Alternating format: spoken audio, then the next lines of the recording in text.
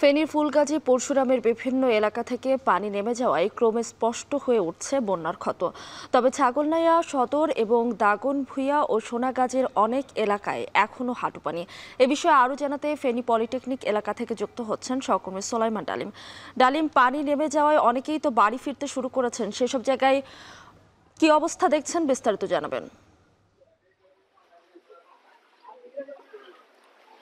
মৃদু, প্রথমেই বলে রাখি, আমরা পলিটেকনিক নয়, আমরা এখন শহরের পেট্রোবাংলো এলাকায় আছি। শহরের পেট্রোবাংলো এলাকায় আমরা যেটি দেখছি যে অন্যান্য এলাকা থেকে যেই স্থান থেকে বন্যার উৎপত্তি হয়েছিল, ফুলগাজী, পরশুরাম এবং ছাগলনাইয়া, ওইসব এলাকায় বন্যার পানি কমে একদম স্বাভাবিক যে সময় ছিল ওই পরিস্থিতি আছে।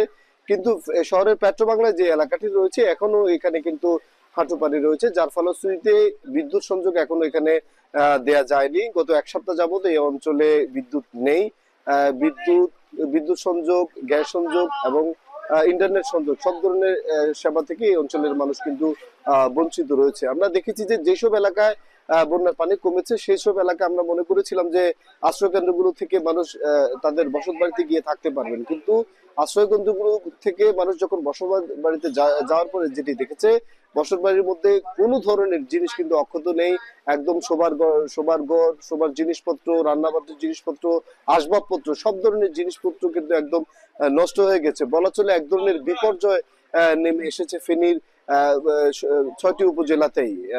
বিশেষ করে ফুলগাজী পরশুরামের বিস্তীর্ণ এলাকা আমরা যেটি দেখেছি যে ঘরের মধ্যে কোনো ধরনের একদম থাকার কোনো ধরনের পরিস্থিতি নেই।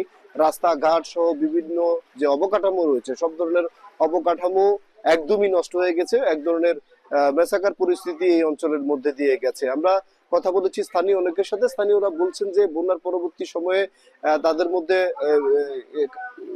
ঘরে গিয়ে যে রান্না করে খাবেন সেই পরিস্থিতিও নেই। এক ধরনের খাদ্য সংকট তৈরি হয়েছে, ওষুধ সংকট তৈরি হয়েছে। তো এই ছিল ফেনীর পেট্রোবাংলা থেকে আমার কাছে ফেনীর বন্যা পরিস্থিতির সর্বশেষ।